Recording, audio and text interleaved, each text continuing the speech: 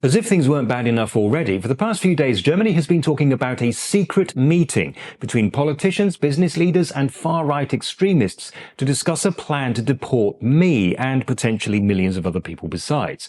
So, is there any truth to this? Well, my wife tells me that my videos have become a lot more political lately, and that may be true, but only because there's a lot going on in German politics at the moment. And when it comes to political things, I usually try to be as objective as I possibly can and keep my personal feelings out of my videos, which is why I'm often accused of being too left-wing and too right-wing at the same time. But every once in a while, I find myself having to talk about political ideas so objectively wrong that being neutral about them isn't even an option. This is one of those times. We're talking about the news that broke a few days ago about a meeting that took place in a hotel near Potsdam last November. It was supposed to be secret, but an organization called Correctiv was shown invitations in advance. Correctiv is basically a group of investigative journalists who specialize in fact-checking. For example, they cooperate with Facebook in an attempt to identify misinformation that's posted there. In this case, they were able to set up cameras outside the venue to record who attended the meeting, and one of their journalists also booked a room at the same hotel. Also, they were supported for some reason by Greenpeace. I'm not sure why they were involved, but apparently they were. Now, a lot of the details of the meeting should be treated as allegations, particularly when it comes to what was actually said. When Correctiv tried to confirm details with attendees, the organization was met with silence or denial, including quite a few "I cannot recall" statements. But the fact that the meeting took place is not in dispute, and neither is the list of attendees. And it is from that list that we can be very certain that the discussion went a lot further than simply brainstorming ways of more reliably identifying terrorist threats. The invitations were signed by Gernot Möhrig, a dentist with known connections to far-right organizations, and Hans Christian Limmer, a businessman.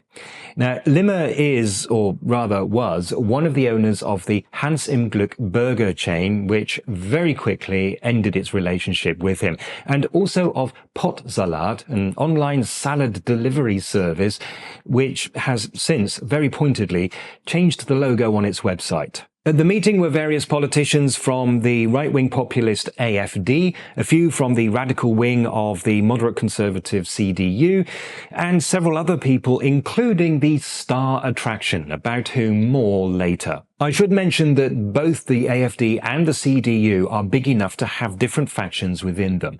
The CDU attendees are members of a society that represents the reactionary end of the party spectrum and is highly controversial among the rest of the CDU, particularly because of its perceived closeness to the AfD.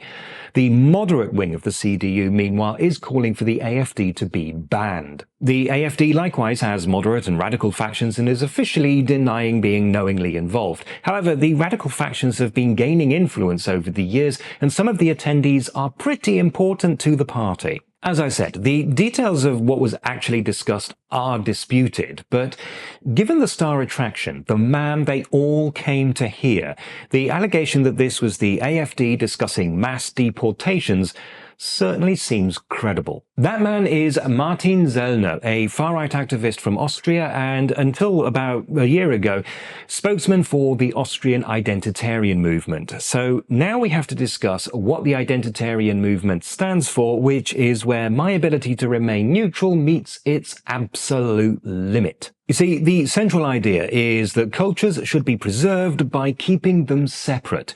This means that cultures should not be allowed to mix, and that by, for example, allowing Muslims to settle, European governments are destroying European cultures. It's not actually white supremacy, but it might as well be, and to be honest, the whole idea is bonkers. Now, I'm fully aware that the comment section for this video is going to fill up with passionate defenses of the whole identitarian philosophy, to which I can only respond, really? Based on linguistic evidence alone, modern-day European culture has its roots somewhere north of the Black Sea and then spread out to displace all of the cultures that were here originally. The Basque culture is believed to be the only surviving remnant. Should we all squeeze ourselves into Ukraine and return the rest of Europe to the Basques? Even if we restrict ourselves to the last 1,000 years of human history, we're still going to run into problems. Deport all the Muslims, okay, but where are we going to put the hundreds of millions of white Americans, Australians, South Africans, and the rest of the European diaspora? The fact is that ever since the invention of writing, and very possibly since the dawn of humanity itself, different cultures have migrated, intermingled, split off, and recombined, and there is no period of human history where this has not been the case, or at least none that we know of. The classic British fast food is fish and chips, undeniably a part of quintessentially British culture. Except that the chips are made from a vegetable that originated in the Americas, cooked to a recipe that was developed either in France or Belgium. You can fight that one out in the comments if you like. And the fried fish is believed to be based on a Jewish dish. Potatoes are also a staple food here in Germany, whereas that most German of all side dishes, sauerkraut, is thought to come from China. Even the Christian religion is an offshoot of Judaism. All of which is to say that the whole identitarian philosophy makes no sense of any kind.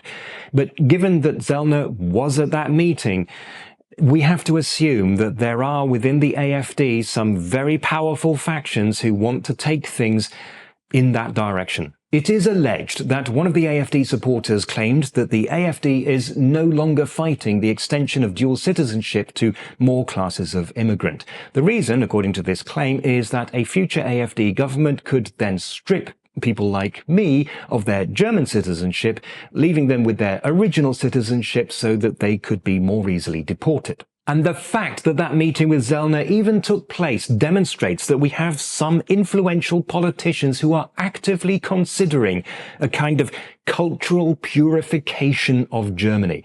If AfD politicians want to continue arguing that they're all in favor of legal immigration, they just don't want criminals in the country, then they will have to expel every party member who was present at that meeting. And it is a very, very short distance from cultural purity to ethnic purity, and from there to ideological purity. Now, a while back I made one or two videos suggesting that a far-right takeover of Germany is not inevitable.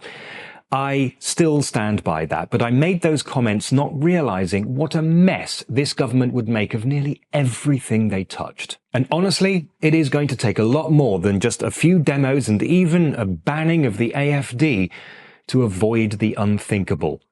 But that may be the subject of a future video.